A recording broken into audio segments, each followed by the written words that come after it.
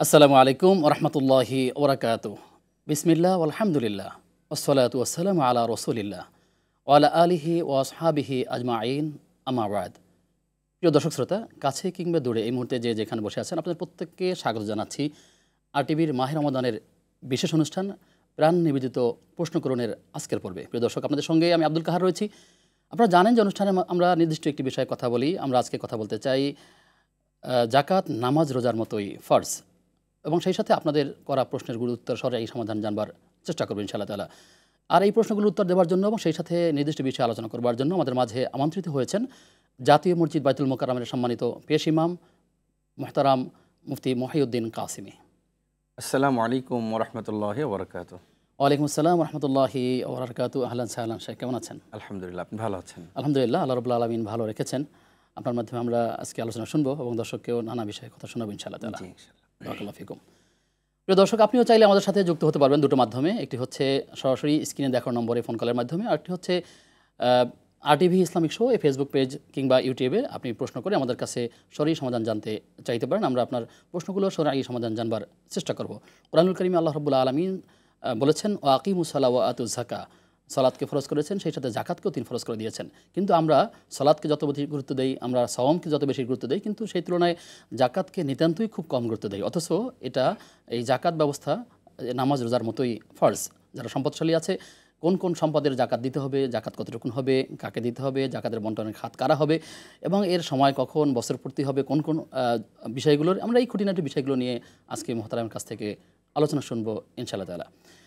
শেখ, যে বিষয়টি শুরুতে বললাম যে নামাজ রোজার মতোই জাকাত ফরজ, যদি আপনি কথা বলেন। আলহামদুলিল্লাহ ওয়ালিজ্জি ওয়াসসালাতু লিওয়ালিজ্জিহা আম্মা বা'দ ফাআউযু বিল্লাহি মিনাশ শাইতানির রাজীম বিসমিল্লাহির রহমানির রহিম খুয মিন আমওয়ালিহিম সাদাকাতান তুতাহহিরুহুম ওয়া তুযাক্কিহিম বিহা ইলা আখিরিল আয়াহ ওয়া ক্বালা রাসূলুল্লাহি সাল্লাল্লাহু তাআলা আলাইহি ওয়াসাল্লাম বুনিয়াল ইসলামু আলা খামস শাহাদাতি আল্লা ইলাহা ইল্লাল্লাহ ওয়া ইকামিস সালাহ ওয়া ইতাইজ যাকাহ ইলা আখিরিল হাদিস। অত্যন্ত গুরুত্বপূর্ণ একটি বিষয় যাকাত প্রদান। আপনি বড় চমৎকার বলেছেন। যেমনি হবে নামাজ ফরজ, যেমনি হবে রোজা ফরজ, যেমনি হবে হজ ফরজ, ঠিক তেমনি হবে যাকাতটাও একইভাবে ফরজ। কারণ আমি হাদিস শরীফ পাঠ করেছি, রসুল করিম সাল্লাল্লাহু তাআলা আলাইহি ওয়াসাল্লাম স্পষ্টভাবে ইরশাদ করেছেন, ইসলামের ভিত্তি যে 5টি বিষয়ের পরে তার মধ্যে অন্যতম হলো যাকাত। নামাজ, রোজা, এই সব কিছু যাকাতও তার মধ্যে অন্যতম একটি অংশ। তো আমরা যতটা গুরুত্বের সাথে নামাজ পড়ছি, আলহামদুলিল্লাহ ভালো কথা, আরও গুরুত্বের সাথে পড়তে হবে। রোজা রাখছি, আলহামদুলিল্লাহ ভালো কথা, আরও গুরুত্বের সাথে রোজা রাখতে হবে। তবে কোনো অংশে কোনোভাবে জাকাতের ক্ষেত্রে আমাদেরকে শৈথল্য প্রদর্শন করা চলবে না। আমরা অনেকে, যেহেতু এর সাথে অর্থ সংশ্লিষ্ট বিষয় রয়েছে, অনেকে কার্পণ্যতা করে জাকাত প্রদানে আমরা অনেকভাবে পিছিয়ে আছি। দেখুন, একটা কথা যদি আমরা বলি, আজকে আমাদের সমাজে কত মানুষ অনাথ, কত মানুষ কষ্টে আছে, জীবনযাপন করছে, না খেয়ে জীবনযাপন করছে। রিক্সাওয়ালা এই কঠিন সময় সে রোজা রেখে পুরোটা দিন রিক্সা চালাচ্ছে। অথচ বর্তমান সম্পদশালী যারা রয়েছেন, তারা যদি সঠিকভাবে সম্পদের জাকাত প্রদান করত, তাহলে কিন্তু এই গরিব শ্রেণীর মানুষ যারা রয়েছে তাদের কিন্তু এই কাজগুলো মাহে রমজানে বিশেষ করে তাদের জন্য অনেক বেশি সুবিধা হয়ে যেত। এখানে একটি কথা আমি স্মরণ করিয়ে দিতে চাই, জাকাত কিন্তু কোনো করুণা নয়। জাকাত যারা গ্রহণ করবে তাদের এটা অধিকার, আর এই অধিকার আমি আর আপনি, আমার এবং আপনার পক্ষ থেকে প্রদত্ত নয়। এই অধিকার দিয়েছেন স্বয়ং রব্বুল আলামিন। আমি যেই সম্পদ, দেখুন, আমরা যখন দোকান থেকে কোনো একটা জিনিস ক্রয় করি অথবা বিক্রি করি, অটো আমাদের থেকে এই % ভ্যাট এগুলো কিন্তু কাটা যায়। সেখানে কিন্তু কোনো আপত্তি কথা বলার সুযোগ থাকে না যে এই % ভ্যাট আপনার মানে কাটা গিয়েছে। কি অনেকে বুঝতেও পারে না যে এই টাকা থেকে এত টাকা বিল হয়েছে কেন, অটো ভ্যাট কাটা চলে যাচ্ছে। আমরা আপনার এই আলোচনায় আসবো, আমাদের সাথে দর্শক যুক্ত হয়েছেন, তার কথা শুনে আসি। দর্শক কে আছেন আমাদের সাথে? আসসালামু আলাইকুম। হ্যালো, আসসালামু আলাইকুম। দর্শক কে আছেন, শুনতে পাচ্ছেন? জি, আমি শুনতে পাচ্ছি। আমার একটা প্রশ্ন ছিল, প্লিজ। দর্শক শুনতে পাচ্ছেন? আমার প্রশ্ন, হ্যাঁ আমি শুনতে পাচ্ছি। জি, আপনার প্রশ্ন শুনতে চাই। জি, আমি শুনতে পাচ্ছি। আমার প্রশ্ন হচ্ছে যে একজন সুন্নতে খাতনা কোনো হিন্দু দিতে পারবে কিনা, কোনো বেগার নামাজে দিতে পারবে কিনা, আর হচ্ছে কোনো হিন্দু ব্যক্তি, হ্যাঁ, সে সুন্নতে খাতনা দিতে পারবে কিনা? ভলিউম বাড়িয়ে কথা বলেন, আমরা খুব কম শুনতে পাচ্ছি। আমার আসলে মুসলিম ব্যক্তি সুন্নতে খাতনা করতে পারবে কিনা? জি জি, আপনি থাকুন আমাদের সাথে, আমরা জানবো ইনশাআল্লাহ তাআলা। শেখ প্রশ্ন পেয়েছেন যে খাতনা কোনো মুসলিম ব্যক্তি সুন্নতে খাতনা করতে দিতে পারবে কিনা। আচ্ছা, সুন্নতে খাতনা অমুসলিম ব্যক্তি যদি করতে চায় সেটা স্বাস্থ্যগত কারণে সে করলে করবে, কারণ তার তো প্রথম বিষয়টাই নেই, তার তো ঈমান নেই। ইবাদতের জন্য ঈমান অন্যতম শর্ত। ইবাদত মনে করে যদি তাকে করতে হয়, তাকে প্রথম অবশ্যই ঈমান আনয়ন করতে হবে। তবে আমরা একটা কথা স্পষ্ট করে বলতে চাই যে ইসলামের প্রত্যেকটা বিধিবিধান যেমনি হবে এটা ইবাদত বটে, সেই সাথে এটা মানব জীবনের জন্য কল্যাণ এর মাঝে নিহিত রয়েছে। খতনা এটা আল্লাহ পাকের পক্ষ থেকে ইবাদত, এটা যেমন ঠিক তেমনি হবে এর মাঝে অনেক ধরনের কল্যাণ নিহিত রয়েছে। মেডিকেল সায়েন্স তো তাই বলে যে আসলে খাতনা করলে অনেক রোগ থেকে বাঁচা যায়। সেই উপকারিতার দিকে লক্ষ্য করে কেউ যদি কোনো অমুসলিম করতেছে সেটা তার শুধুমাত্র স্বাস্থ্যগত বিষয় হবে, এটা তার ইবাদত হবে না, কারণ ইবাদতের জন্য অন্যতম শর্ত হলো ঈমান। যার ঈমান নেই তার কিচ্ছুই নেই। এজন্য যদি ইবাদতের সেন্সে তাকে করতে হয়, সর্বপ্রথম তাকে ঈমান আনয়ন করতে হবে। আল্লাহ আমাদের সকলকে তৌফিক দান করুন। জি, তবে আমরা তার এই খাতনাটাকে আমরা ইতিবাচক দেখছি, অবশ্যই দেখছি। আজকে সে খাতনা করবে, হতে পারে ইসলামের একটা বিধানকে সে যখন ভালোবেসেছে, এই ভালোবাসা তাকে একটা পর্যায়ে ইসলামের দিকে ধাবিত করবে, এই প্রত্যাশাই তার দিকে আমাদের অবশ্যই রয়েছে। জি, আপনি যে আলোচনা ছিলেন যে আসলে জি, আমি যে কথাটি বলছিলাম, যাকাত এটা কিন্তু মানে করুণা নয়, এটা কিন্তু অধিকার। অর্থাৎ যেমনি হবে আমরা যে সম্পদ, আমরা কোনো কিছু ক্রয় করলে বিক্রয় করলে আমাদের থেকে 1% ভ্যাট চলে যায় অটো, ঠিক তেমনি হবে আমরা যে সম্পদ উপার্জন করছি, সম্পদের নির্দিষ্ট একটা টার্গেট রয়েছে। এই পরিমাণ সম্পদ যখন হয়ে যাবে প্রয়োজন অতিরিক্ত, এরপরে যে সম্পদ বৃদ্ধি পাবে সেই সম্পদের অর্থাৎ 2.5%, শতকরা 2.5% টাকা, এটাকে আমার মনে প্রাণে মাইনাস করে নিতে হবে যে এই সম্পদের মালিকটা মূলত আমি নই, কোনোভাবে আমি নই। এই সম্পদের মালিক হলো এতিম, মিসকিন, গরিব, অর্থাৎ আল্লাহ পাক যাদেরকে হকদার বানিয়েছেন তারা। আজকে আমাদের সমাজে একটা উল্টো প্রবণতা রয়েছে, যিনি জাকাতের প্রাপ্য ব্যক্তি তিনি দ্বারে দ্বারে ঘুরছেন, তিনি ঘরে ঘরে যাচ্ছেন, আর যারা জাকাত দিচ্ছেন তাদের সাথে খারাপ ব্যবহার করছে, বিভিন্ন বাহানা করছে, মিডিয়ায় ফলো করার জন্যে বিভিন্ন লম্বা জটলা সৃষ্টি করছে। আল্লাহু আকবার, কোনোটাই উচিত নয়। বরং একটি কথা মনে রাখতে হবে, যিনি জাকাত প্রাপ্য তাকে জাকাতের সম্পদটা পৌঁছে দেওয়া প্রত্যেকটা মানুষের, আল্লাহ পাক যাকে জাকাত দেওয়ার সুযোগ দিয়েছেন তার দায়িত্ব। অর্থাৎ এই সম্পদটা অন্য মানুষের, যার সম্পদ তাকে পৌঁছে দেওয়া জাকাত দাতার এটা দায়িত্ব। এরপরে যখন কোনো কারণে আমার কাছে এসেছে, আমাদেরকে একটি কথা স্মরণ রাখতে হবে। রব্বে কারিম তো বলেছেন, ও আম্মাসা ইলা ফালা তানহার, ও আম্মাসা ইলা ফালা তানহার। একটি কথা মনে রাখতে হবে, যেই মানুষটা হাত পেতেছে, যেই মানুষটা আজকে আমার দ্বারস্থ হয়েছে, যেই মানুষটা আমার কাছে করুণা প্রার্থনা করছে, আল্লাহ পাক অনেক বড় মেহেরবানি করেছেন, দয়া করেছেন, মায়া করেছেন। কালের আবর্তনে বিবর্তনে এমনটাও হতে পারতো, এমনটাও হতে পারে যে রব্বুল আলামিন তার জায়গায় আমাকে দাঁড় করিয়ে তাকে আমার জায়গায় এনে দিবেন।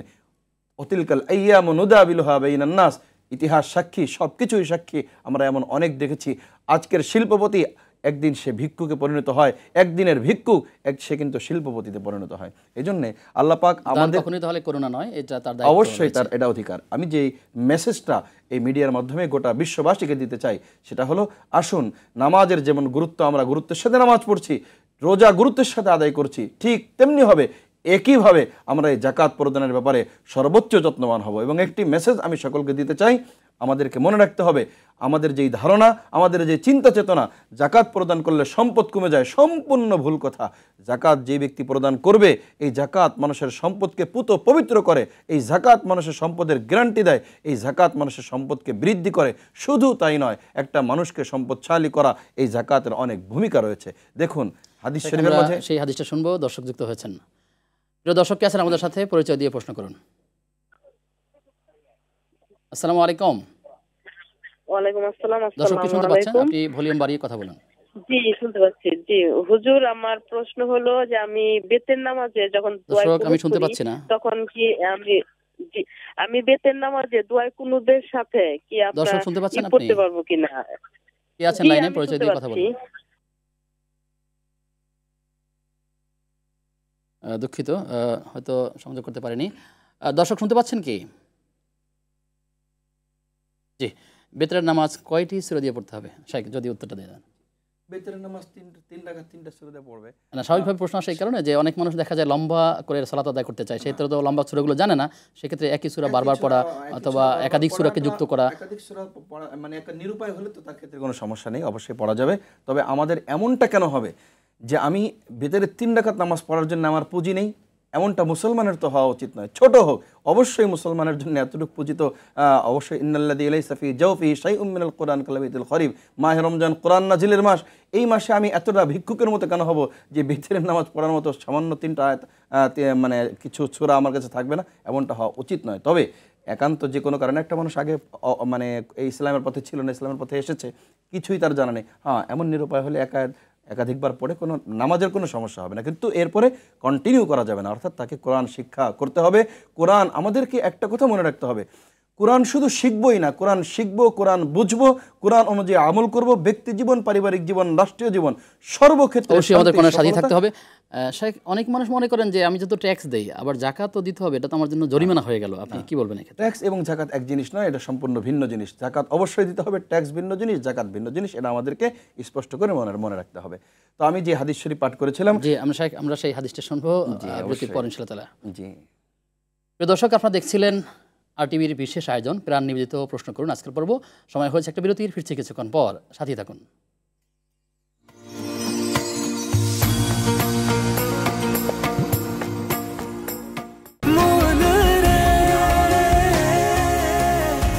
এভাবে ভরপুর বেঁচে থাকাটাই জীবন, আর জীবনের স্বাদের অনিবার্য সঙ্গী প্রাণ।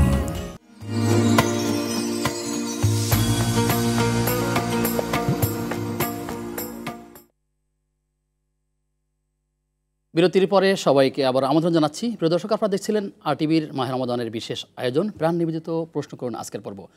আপনাদের সঙ্গে আব্দুল কাহার রয়েছি এবং আমাদের সঙ্গে যুক্ত আছেন জাতীয় মসজিদ বাইতুল মোকাররমের সম্মানিত পেশ ইমাম মুফতি মহিউদ্দিন কাসেমি।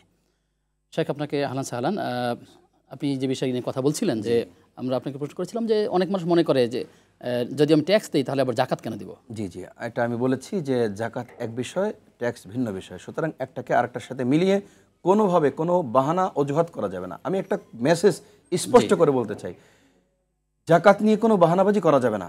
ওমা কারুল্লাহ, একটা কথা মনে রাখতে হবে, আমি যদি জাকাত প্রদানে কোনো ধরনের বাহানা করি কোনো সমস্যা নেই।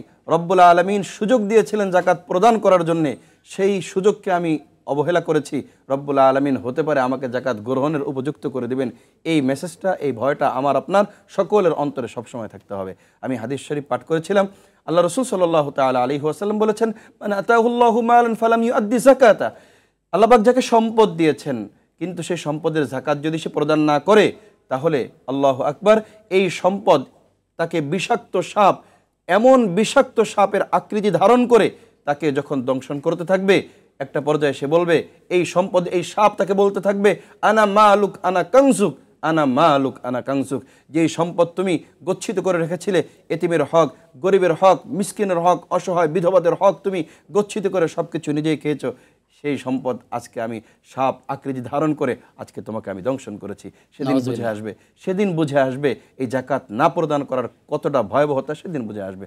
রব্বুল আলামিন তো বলেছেন, এই যারা এই জাকাত প্রদান করবে না, ওয়াল্লাযীনা ইউনফিকুনা আয-যাহাবা ওয়াল ফিদ্দা ওয়া লা ইউনফিকুনাহা ফি সাবিলিল্লাহ ফাবাশশিরহুম বিআযাবিন আলীম ইয়াওমা ইউহমা আলাইহা ফি নারি জাহান্নাম ফাতুকওয়া বিহা জিবাহুহুম ওয়া জুনুবুহুম ওয়া যুহুরুহুম হাযা মা কানাজতুম লিআনফুসিকুম। আল্লাহু আকবার, কত স্পষ্ট করে, হাযা মা কানাজতুম লিআনফুসিকুম, যা গচ্ছিত রেখেছিলে আজকে দেখো তা তোমাকে প্রজ্বলিত করা হচ্ছে, এটা তো ফাদুকু মা কুনতুম তাকনিজুন, যা গচ্ছিত করে রেখেছিলে আজ সেই স্বাদ আস্বাদন করো। আল্লাহু আকবার, এমন সম্পদ কোন কাজে আসবে যেই সম্পদ আমার আপনার জন্য বিপদের কারণ হবে। সুতরাং কখনোই নয় আমরা জাকাত প্রদানে সম্পদশালী ব্যক্তিদের উপরে আহ্বান থাকবে, অবশ্যই তারা যেন আমরা অবশ্যই গুরুত্বের সাথে এবং যাদেরকে আমরা জাকাত প্রদান করব তাদেরকে ভালোবাসার সাথে। আমাদের সমাজে এটা কিন্তু অনেক বেশি লক্ষ্য করা যায়, যাকে আমরা জাকাত দিচ্ছি তাকে আমরা তুচ্ছ তাচ্ছিল্য করছি, তাকে আমরা নিচু মনে করছি। কোনোভাবেই নয়, কোনোভাবেই নয়, মানুষ সকলেই সুন্দর আচরণ সমান। করার চেষ্টা করতে হবে, অবশ্যই করতে জি। হবে। শেখ অনলাইনে একজন প্রশ্ন করেছেন যে তিনি বলেছেন তার পিতা মৃত্যু ব্যক্তি বা মাতার জন্য যদি কাউকে রোজাদারকে ইফতার করায় অথবা টাকা দান করে, আসলে তাতে কোনো সওয়াব হবে কিনা? অবশ্যই সওয়াব হবে, কোনো সমস্যা নেই। মৃত্যু ব্যক্তিদের জন্য, মৃত্যু ব্যক্তিদের পক্ষ থেকে যে কোনো দান সৎকার এটা গ্রহণযোগ্য। এতে মৃত্যু ব্যক্তি অবশ্যই এর সওয়াবটুকু সে কবরে পেয়ে থাকে, এটা কিতাবের মধ্যে আছে। জি শেখ, আমরা কথা শুনছিলাম জাকাতের বিষয়গুলোতে নিয়ে। তো এই জাকাত অনেকই দেখা যায় জাকাতের দোকানেগুলো লেখা থাকে জাকাতের শাড়ি লুঙ্গি পাওয়া যায়, এই যে কাপড় আরেকটা পাওয়া যায়। মানুষের দেখুন, আপনি যদি বিষয় হ্যাঁ হ্যাঁ, একেবারে মানে মানুষকে ঠকানোর জন্যে, মানুষকে বিশেষ করে গরিব মানুষকে ঠকানোর জন্য কত কৌশল। বিভিন্ন মার্কেটে অনেক ব্যবসায়ীরা এই অধিক মুনাফার জন্যে জাকাতের পণ্য করে থাকে। আল্লাহ আকবার, জাকাতের লুঙ্গি, জাকাতের শাড়ি, অর্থাৎ সমাজের একেবারেই নিম্নমানের শাড়ি, নিম্নমানের লুঙ্গি। তার মানে হলো জাকাত দিতে হবে টাকা দিয়ে, সেটা আমরা লান কাপড় দিচ্ছি। তানালুল বিররা হাত্তা তুনফিকু মিম্মা তুহিব্বুন। রব্বুল আলামিন বলেছেন সর্বোচ্চ ভালো জিনিস না দিলে তো অবশ্যই সে সব অর্জন করা যাবে না। রব্বুল আলামিন তো বলেছেন আমরা জাকাত দেওয়ার সময়, হাদিসের মধ্যে এসেছে না, আল্লাহ রাসূল সাল্লাল্লাহু তাআলা আলাইহি ওয়াসাল্লাম বলেছেন তুমি তোমার জন্য যেই জিনিসটা পছন্দ করো সেই জিনিসটা তোমার ভাইয়ের জন্য যতক্ষণ না পর্যন্ত পছন্দ করবে তুমি পাক্কা মুমিন হতে পারবে না। বিষয়টা যদি এমন হয় তাহলে আমার যখন মার্কেটের প্রয়োজন হয় আমি সিঙ্গাপুর যাই, আমার মার্কেটের প্রয়োজন হলে মালয়েশিয়া যাই, আমার মার্কেটের প্রয়োজন হলে বাংলাদেশের পলয়েল মার্কেট কোথায়, সর্বোচ্চ মার্কেটগুলো কোথায় খুঁজি। আর যখন জাকাত ওই বিধবা গরিব মানুষের বাইরের ব্যাপার না, নিজের যে বাসার অনেক সময় কর্মচারী থাকে কিংবা তাকেও অনেক সময় আমরা খুব নিম্নভাবে কেনাকাটা করে অবস্থা, মানে এই মানসিকতা অবশ্যই পরিহার করতে হবে। আসবো আপনার কাছে আবারও দর্শক যুক্ত হয়েছেন। জি জি জি, প্রিয় দর্শক কি আছেন আমাদের সাথে, পরিচয় দিয়ে প্রশ্ন করুন। হ্যালো, জি দর্শক শুনতে পাচ্ছেন? আসসালামু আলাইকুম। ওয়ালাইকুম আসসালাম রাহমাতুল্লাহ। আমি জানতে চাচ্ছি কি ফরজ সালাতের পর কি মুনাজাত কি জরুরি না তাসবিহ তাহলিল? জি আপনাকে ধন্যবাদ, থাকুন আপনি আমাদের সাথে ইনশাআল্লাহ তাআলা। শেখ প্রশ্ন পেয়েছেন। নামাজের সাথে মোনাজাতের কোনো সম্পর্ক নেই। হ্যাঁ, মোনাজাত এমনটা আছে, ফরজ নামাজের পরে মোনাজাত দোয়া কবুল হয়, দোয়া কবুল হয়। এখন সেটা ব্যক্তিগত পর্যায়ে হতে পারে, ইমাম সাহেব ব্যক্তিগত পর্যায়েই করেন, নামাজের সাথে সম্পর্ক আছে এই সেন্সে করেন না। আসলে মানে সালাম দেওয়া হয়েছে, নামাজ থেকে ইমাম বেরিয়ে সাহেব গেলেন, করছেন, সাথে মুসল্লিরা করছেন। আপনার আমার যে কোনো প্রয়োজন হতে পারে, অথবা যে কোনো দিন ইমাম সাহেব যদি মনে করেন আজকে মোনাজাত করবেন না, এটি ইমাম সাহেব করতে পারেন। কিন্তু এতটুকু যে নামাজের পরে, ফরজ সালাতের পরে দোয়া কবুল হয়, এতটুকু ব্যক্তিগতভাবে আসলে সেই দোয়ায় আমাদের অভ্যস্ত হওয়া উচিত। অবশ্যই অনেক সময় ইমাম সাহেবরা দোয়া শেখানোর জন্য দোয়ার শব্দগুলো কি থাকবে, আয়াতগুলো কি থাকবে, হাদিসগুলো কি থাকবে, এটা বলার জন্য বলে থাকেন। এই বলতে বলতে এমন হয়েছে যে প্রত্যেক নামাজি বলতে বলতে মনে হয়েছে নামাজের অংশ হয়ে গেছে। এই জায়গাটাতে একটা ধারণা মানে আমাদের কাছে অনেকের এমন মনে হয় যে নামাজের একটা অংশ, দোয়া হলো না তার অর্থ মনে হয় যে নামাজের একটা অপূর্ণতা থেকে গেল। বিষয়টা কিন্তু আসলে এমনটি নয়। জি শেখ, প্রশ্ন হচ্ছে যে আমরা যারা জাকাত দিব, কাকে কাকে জাকাত দেব, কোন কোন খাতে জাকাত দিতে হবে? আমি এখানে একটা গুরুত্বপূর্ণ বিষয় আগে আলোচনা করতে চাচ্ছি, সেটা হলো আপনি যেটা বলেছেন কাকে কাকে জাকাত দেব। একটা তো ইসলামের যে খাতগুলো আছে, এই খাতগুলোতে এটা আছে, এটা তো করব। কিন্তু সর্বপ্রথম যে বিষয়টা আমি দৃষ্টি আকর্ষণ করতে চাই, সর্বপ্রথম আপনজন আত্মীয় স্বজনের মাঝে যারা গরিব অসহায় যারা রয়েছে তাদেরকে আমরা আগে অগ্রাধিকারের ভিত্তিতে তাদেরকে আমরা প্রদান করব। এদেরকে প্রদানের মানে আত্মীয়ের মধ্যে যদি ফকির মিসকিন বা এই ধরনের থেকে থাকে, অবশ্যই অনেকে যে কাজটা করে থাকেন যে নিজের কৃতিত্ব প্রকাশের জন্য আপনজন একদিকে অসহায় অবস্থায় আছে, সেটা বাদ দিয়ে এমন জায়গায় যেখানে লৌকিকতা রয়েছে সেদিকে আমরা চলে যাই, এমনটা করা যাবে না। হ্যাঁ, সব জায়গায় করতে হবে। যে কোনো জায়গায় কোনো বিপদগ্রস্ত, পৃথিবীর যে কোনো প্রান্ত থেকে কোনো বিপদগ্রস্ত মানুষ যখন আমাকে আপনাকে আহ্বান করবে, আপনার যদি সুযোগ থাকে অবশ্যই বিপদগ্রস্ত মানুষের পাশে দাঁড়ানো প্রত্যেকটা মুসলমানের ঈমানি দায়িত্ব। আল মুসলিম আখুল মুসলিম, কথা মনে রাখতে হবে, মুসলমানের ভাই। সেক্ষেত্রে একটি ভুল হয়তো অনেকে করে থাকেন যে চিন্তা করেন যে আমি যে জাকাতের টাকাটা দিব এটা তো আমার আত্মীয়কে বলে দিতে হবে। আবার আত্মীয় চিন্তা করেন যে আসলে সে জাকাতের টাকা দিবে এটা বললে তার কাছে খারাপ লাগে, সুতরাং এটা মানে বলে দেওয়া জরুরি কিনা সে বিষয়ে জানবো। দর্শকের ফোনটা নিয়ে আসে। এভাবে ভরপুর বেঁচে থাকাটাই জীবন, আর জীবনের স্বাদের অনিবার্য সঙ্গী প্রাণ। দর্শক কে আছেন আমাদের সাথে? আসসালামু আলাইকুম। হ্যালো, ওয়ালাইকুম আসসালাম। আমি ঢাকা থেকে বলছি। জি, আপনাকে ধন্যবাদ। সরকারি চাকরি করতাম, রিটায়ার্ড করছি। আমার রিটায়ার্ডের টাকা দিয়ে সঞ্চয়পত্র কিনছি, এটার কি জাকাত দিতে হবে কিনা? জি, শুকরিয়া, ভালো প্রশ্ন। জি শেখ, আমরা প্রশ্ন পেয়েছি যে জি সঞ্চয়পত্র সঞ্চয়পত্র সহ আরো যে সমস্ত মানে যা কিছু যেখানে তার কন্ডিশন আছে বা যা কিছু কেনা যায় যেটা টাকা হিসেবে গণ্য করা যায় সবকিছুই টাকা, মনে রাখতে হবে। প্রয়োজন মানে যেটা গোল্ড, যেটা সিলভার, সবগুলোই টাকা। টাকা, এই টাকা একই মানে সমানভাবে জাকাত দিতে হবে। যদি জাকাতের নিসাব যদি তার থেকে থাকে তাহলে অবশ্যই দিতে হবে। বর্তমান বাজারে আসলে কত টাকা হলে পরে নিসাব ধরে নেওয়া হয়? আমাদের বর্তমান বাজারের সাথে হিসাব তো না, আমাদের হিসাব তো একটাই আছে, হ্যাঁ সেটাই, 7.5 ভরি স্বর্ণ এবং টাকার মূল্য সেটি কত হলে হয় সেটা বাংলাদেশে? মানে মার্কেটে এই মূল্যটা আপ ডাউন অবশ্যই করে, আমরা সেভাবে জেনে নিব, কোনো সমস্যা নেই। যেটা হয় সেই হিসেবে আমরা জাকাত প্রদান করব আর কি। তো আমি যে বিষয়টা বলছিলাম জাকাত প্রদান করার ক্ষেত্রে আমরা যে প্রশ্নটা করে রেখেছিলাম যে আত্মীয়কে দেওয়ার সময় জাকাতের টাকা বলে দিলে সে অনেক সময় মন খারাপ করে থাকে যে আমার ভাই থেকে কেন আমি জাকাতের টাকা নিতে হবে, তো আসলে বলে দেওয়া জরুরি কিনা? হ্যাঁ, অনেক বেশি গুরুত্বপূর্ণ একটা প্রশ্ন আপনি করেছেন। মানে একটা মানুষ যখন জাকাত, ভাই তোমাকে আমি জাকাতের টাকাটা দিলাম, এই কথা শোনার পরে তার মানসিকতাটাই চেঞ্জ হয়ে যায়, তার চেহারাটাই বিবর্ণ হয়ে যায়। সে ভাবে যে আল্লাহ আপনি আমাকে এমনভাবে সৃষ্টি করেছেন, মানুষের দ্বারস্থ করে দিলেন, আমাকে অনুগ্রহ অনুকম্পা গ্রহণের একটা মানে মানসিকতা, মানে সে একেবারেই মানসিকভাবে কিছুটা হলেও ভেঙে পড়ে। এই জন্যে আমার জাকাত অবশ্যই আদায় হয়ে যাবে। জাকাত দেওয়ার সময় কখনোই কোনোভাবে বলে দেওয়ার কোনো মানে বলে দিতে হবে এমন কোনো বাধ্যবাধকতা নেই, বরং আপনজনের ক্ষেত্রে যখন আমরা দিব অবশ্যই সেক্ষেত্রে আমরা দিব, বলে দিব না, বলা ছাড়াই দিব। হ্যাঁ, এমন কোনো জায়গা যেখানে সংশয় হতে পারে, কেউ অন্য কিছু ভাবতে পারে, সেটা যদি এমন হয় যে আমি যাকে চিনি না যাকে দিব, তখন তাকে জিজ্ঞাসা করা যেতে পারে। কোনো প্রতিষ্ঠানে, যেমন কোনো ধর্মীয় প্রতিষ্ঠানে যখন আমরা জাকাত প্রদান করি, সেক্ষেত্রে যদি আমি বলে না দেই, সেক্ষেত্রে তো আমি সেই ধর্মীয় প্রতিষ্ঠানে জাকাতের দেওয়ার কি? হ্যাঁ, আমি এটাই বলছি, ধর্মীয় প্রতিষ্ঠানে জাকাত দেওয়ার বিষয়ে আসলে কি বোঝাচ্ছেন আপনি? আমি বোঝাচ্ছি অনেক ধর্মীয় প্রতিষ্ঠানে এতিমখানা রয়েছে। জি জি, অনেক ধর্মীয় প্রতিষ্ঠানে এতিমখানা রয়েছে। আমি যদি মিসকিন আছে, ফকির আছে, হ্যাঁ মিসকিন আছে, ফকির আছে, শুধু মিসকিন ফকির নয়, অনেক এতিমদের লালন পালন করার জন্য আমাদের দেশে অসংখ্য এতিমখানা রয়েছে। যারা নীরবে এতিমদের দায়িত্ব পালন করছে। দেখেন রাষ্ট্রীয়ভাবে একটু বিষয় আপনার সাথে যোগ করি, অনেক মানুষ মনে করেন যে এতিম না হলে দিতে যাচ্ছেন না, কিন্তু অনেক ক্ষেত্রে এমন হয় যে মা হয়তো অন্যত্র বিবাহ বসেছেন, বাবা হয়তো অন্যত্র বিয়ে করেছেন, এই সন্তানটাকে দেখবার মতো কেউ নাই, তিনি বাবা থাকবার পরেও তাকে খোঁজখবর দেওয়ার মতো কেউ নেই, হয়তো এক সময় চাচার কাছে ছিল অথবা মামার কাছে ছিল, এখন তাকে সাপোর্ট দেওয়ার মতো কেউ নেই। তখন এই সন্তানগুলি একটা পর্যায়ে গিয়ে এতিমখানায় কিংবা কোথাও গিয়ে আশ্রয় নেয়, বরং তাদেরকেও তো সাপোর্ট দেওয়া খুব জরুরি। অবশ্যই মানে যে এই আপনি যাদের কথা বলেছেন তাদেরকে অবশ্যই আশ্রয় দেওয়া জরুরি। কিন্তু এখানে আমি একটা কথা বলেছি, মা অন্য জায়গায় গিয়েছেন কিন্তু মা তার সন্তানের খোঁজ খবর তো অনেক ক্ষেত্রেই রাখেন, এমন আছে যে কোথাও রাখছেন, যদি রাখে না সেটা ভিন্ন বিষয়, রাখবেন আর কি।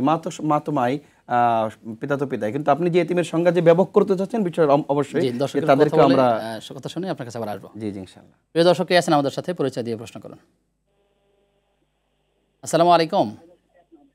আসসালামু আলাইকুম। জি বোন, প্রশ্ন শুনতে চাই। বলছিলাম কুষ্টিয়া থেকে। জি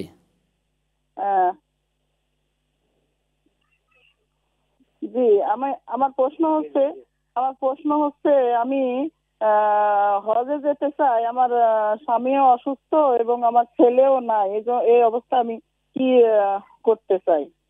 আমি মানে মাহরম ছাড়া নাকি হজ হয় না, এটা আমাকে একটু বলে দেন দয়া করে। জীবন আপনার আল্লাহ তাআলা আপনার হাজবেন্ডকে সুস্থ রাখুন এবং আপনার প্রশ্ন নিচ্ছি। জি, আমরা অবশ্যই তাকে পরামর্শ দিতে চাই, মাহরম ছাড়া হজে যাওয়া যাবে না। হজে যেতে হলে অবশ্যই তাকে মাহরমের সাথেই যেতে হবে। মাহরম ছাড়া এই দীর্ঘ সফর তাকে করা থেকে বিরত থাকতে হবে, আল্লাহ পাকের কাছে দোয়া করতে হবে। এবং শুধু মাহরম তার বোনের অনেক ক্ষেত্রে এমন হতে পারে যে বোনের ছেলে কিংবা ভাই, অনেকে মাহরমের গণ্ডিত, যদি না পাওয়া যায় তাহলে তার ক্ষেত্রে হজ ফরজ হবে না। সেক্ষেত্রে তিনি কি করবেন? বলছেন যে আসলে আমি তখন কি করবো, আমার তখন সে হয়তো তার পক্ষ থেকে কাউকে হজ করাবেন, কাউকে বদলি হজ করাবেন। জি শেখ, আরো কিছু প্রশ্ন আছে অনলাইনে, আমরা সেগুলো নিব বিরতির পর ইনশাআল্লাহ তাআলা। প্রিয় দর্শক, আপনারা দেখছিলেন RTVর বিশেষ আয়োজন প্রাণ নিবেদিত প্রশ্ন করুন আজকের পর্ব। সময় হচ্ছে আবার একটা বিরতির, ফিরছি কিছুক্ষণ পর, সাথে থাকুন।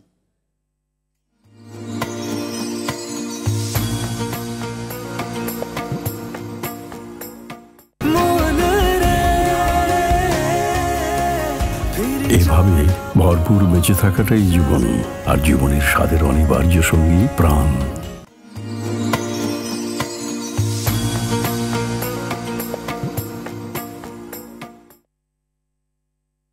বিরতির পরে সবাইকে আবারও আমন্ত্রণ জানাচ্ছি। প্রিয় দর্শক, আপনারা দেখছিলেন RTVর মাহে রমাদানের বিশেষ আয়োজন প্রাণ নিবেদিত প্রশ্ন করুন আজকের পর্ব। আপনাদের সঙ্গে আব্দুল কাহার রয়েছি। আমাদের সঙ্গে যথারীতি যুক্ত আছেন জাতীয় মসজিদ বাইতুল মোকাররমের সম্মানিত পেশ ইমাম মুফতি মহিউদ্দিন কাসেমি। শেখ আহলান সাহলান, আমরা আলোচনা করছিলাম জাকাতের বিষয়গুলো নিয়ে। জাকাত যে 8টি খাতে দিতে হবে, যদি ছোটো ছোটো করে বাকি খাতগুলোর একটু আলোচনা করতেন। ফকির, মিসকিন এবং তারপরে ঋণগ্রস্ত ব্যক্তিকে জাকাত দেওয়ার বিষয়টা, কি পরিমাণ ঋণ থাকলে? মানে ঋণগ্রস্ত মানুষ যে ঋণ চলতে পারছে না, অর্থাৎ ঋণের বোঝা যার উপরে আছে, তাকে জাকাত প্রদান করা যাবে আর কি। অনেক মানুষ এক্ষেত্রে এই জন্য বললাম যে অনেক মানুষ মনে করে যে ব্যাংক থেকে ঋণ আসছি, তো আমি অনেক টাকা ঋণ আছি। আপনি সুন্দর চমৎকার একটা ছোট করে উত্তরগুলো নেব। চমৎকার একটা প্রশ্ন করেছেন। ঋণ দুই প্রকার। একটা হলো ঋণ যেটা দৈনন্দিন জীবন পরিচালনার জন্য ঋণ গ্রহণ করা হয়, এই ঋণ জাকাতের ক্ষেত্রে কর্তনযোগ্য। কিন্তু আর যেটা অ্যাসেট তৈরির ঋণ, এটা কিন্তু এই ঋণ কিন্তু আমার জাকাতের জন্য অন্তরায় না, এটা কিন্তু আমাদেরকে মনে রাখতে হবে। তাহলে তো দেশে কোনো জাকাতই আসবে না। যত শিল্পপতি আছে, যত বড় বড় সম্পদশালী আছে, প্রত্যেকেরই যেই পরিমাণ সম্পদ আছে প্রায় কাছাকাছি পরিমাণ ঋণও আছে, তাহলে তো কে জাকাত দেবে? এই কথাটা একেবারেই স্পষ্ট মনে রাখতে হবে। যেই ঋণ আমার জন্য কর্তনযোগ্য, অর্থাৎ যেই ঋণের কারণে আমার পরে জাকাত আসবে না, সেটা হলো ওই ঋণ আমি চলতে পারছি না, আমার খাওয়ার জন্য, আমার দৈনন্দিন জীবনের জন্য যেই ঋণটা করা, শুধু সেই ঋণটাই বাদ যাবে। সেই ঋণটাই বাদ। শেখ, অনলাইনে প্রশ্ন আছে, সেখানে একজন দর্শক জানতে চেয়েছেন যে একজনকে টাকা হাওলাত দিয়েছেন, কিন্তু সেই হাওলাত টাকাটা পাওনা দিবি করে দিচ্ছে না, কিন্তু যিনি জাকাতদাতা তিনি মনে করছেন তাহলে তাকে জাকাত থেকে কেটে দিব, কিন্তু সেটা দেওয়ার সুযোগ আছে কিনা? বড় চমৎকার আরেকটি গুরুত্বপূর্ণ প্রশ্ন আপনি করেছেন। সেটা হলো আমাদের সমাজে এই প্রবণতা আছে, বিশেষ করে ব্যবসায়ী মহলে এই প্রবণতা অনেক দেখা যায়। আমি যেটাকে আমার ভাষায় বলি, ডিজিটালভাবে জাকাত প্রদান না করার ক্ষেত্রে একটা প্রতারণা। অর্থাৎ একটা মানুষের, ব্যবসায়ীদের পারস্পরিক লেনদেন থাকে, লেনদেন থাকার পরে বাৎসরিক একটা হিসেব কিতাব হয়, হিসেব কিতাবের পরে যার কাছে টাকা পাওয়া যাবে উনি অনেক সময় প্রতারণার আশ্রয় নেন, অনেক কলাকৌশলের আশ্রয় নিয়ে এমনভাবে ভেঙে চড়ে পড়েন যে আমার কিছুই নেই, আমার সব শেষ হয়ে গেছে। তখন তিনি তার কাছে এক ধরনের জাকাত দেওয়ার সময় তার নিয়ত লাগবে, কিন্তু এছাড়া আসলে হবে না। এই জন্য আমাদের সমাজে যে কাজটা দেখা যায় যে ব্যবসায়ীরা তারা করে থাকেন যে তাকে জাকাতের উদ্দেশ্যে টাকা ছেড়ে দিয়ে থাকেন, এটা হবে না। দুইটা মানে উল্লেখযোগ্য কারণ, সেটা হলো কারণগুলো কি আমরা শুনবো। আমাদের সাথে দর্শক যুক্ত আছেন, তার ফোনটা নিয়ে আসে। প্রিয় দর্শক কে আছেন আমাদের সাথে, পরিচয় দিয়ে সংক্ষেপে প্রশ্ন করুন। আসসালামু আলাইকুম। ওয়ালাইকুম আসসালাম ওয়া রাহমাতুল্লাহ। জি হুজুর, আমার নাম মোহাম্মদ ফরিদ মোল্লা। তো আমার প্রশ্ন হচ্ছে, আমি একজনের কাছে কিছু টাকা পাবো, বাট 1 বছরের বেশি হয়ে গেছে, তো সে টাকাটা কোনোভাবে সে দিচ্ছে না। আমি যদি এখন তাকে জাকাত হিসেবে আমি টাকাটা দিয়ে দেই, সেই ক্ষেত্রে আমার জাকাত হিসেবে গণ্য হবে কিনা, এটা জানতে চাচ্ছি। প্রিয় দর্শক, আপনার এই প্রশ্নের কাছাকাছি আমরা আরেকটা প্রশ্ন নিয়ে আলোচনা করছিলাম, আপনি উত্তর পেয়ে যাবেন এখানে। আমরা আলোচনা ছিলাম যে কোন দুই কারণে। তো প্রথমত যেটা জাকাত প্রদানের সময় নিয়ত প্রয়োজন, আর এই টাকাটা আগেই অগ্রিম তাকে দেওয়া হয়েছে, নিয়ত তো এখানে হাসানা হিসেবে দেওয়া হয়েছিল, কিন্তু আসলে এটা জাকাত থেকে মাইনাস করার সুযোগ নেই। আরেকটা হলো, আমি যাকে টাকা মাইনাস করার ইচ্ছা পোষণ করেছি, এই লোকটা যদি স্বাভাবিকভাবে আমার কাছে জাকাত চাইতে আসতো, তাহলে আমি তাকে এই পরিমাণ টাকা দিতাম না। তাহলে আমি এখন আদায় করতে না পেরে দিলেও আসলে জাকাত আদায় হবে না। আর এখন আমি যে মানে এক ধরনের মানে চতুরতার আশ্রয় নিলাম, এটা ইবাদত, এক্ষেত্রে আসলে এরকম প্রতারণা করার সুযোগ নেই। শেখ, আপনার মাধ্যমে আমরা অনেকগুলো বিষয়ের উত্তর জেনেছি। সময় পেলে আবার কখনো দেখা হবে ইনশাআল্লাহ তাআলা। আপনাকে ধন্যবাদ জানিয়ে আপনার থেকে বিদায় নিচ্ছি। প্রিয় দর্শক, এতক্ষণ আপনারা দেখছিলেন RTVর বিশেষ আয়োজন প্রাণ নিবেদিত প্রশ্ন করুন। আজকের পর্ব আমরা আলোচনা করছিলাম নামাজ রোজার মতোই জাকাত ফরজ। এখানে যতগুলো বিষয় উঠেছে, যারা ধনাঢ্য ব্যক্তি আছে, দানশীল ব্যক্তি আছে, আল্লাহ তাআলার কাছে দোয়া করি সবাই যেন জাকাতের হক আদায় করে জাকাত দিতে পারে। আল্লাহ আমাদের সেই তৌফিক দান করুন। মাহে রমজানের প্রত্যেকটা সময় অত্যন্ত গুরুত্বপূর্ণ। আল্লাহ তাআলা আমাদেরকে ভালো কাজের সাথে শামিল রাখুন। আগামী অনুষ্ঠানগুলো দেখবার আমন্ত্রণ জানিয়ে আজকের মতো বিদায় নিচ্ছি।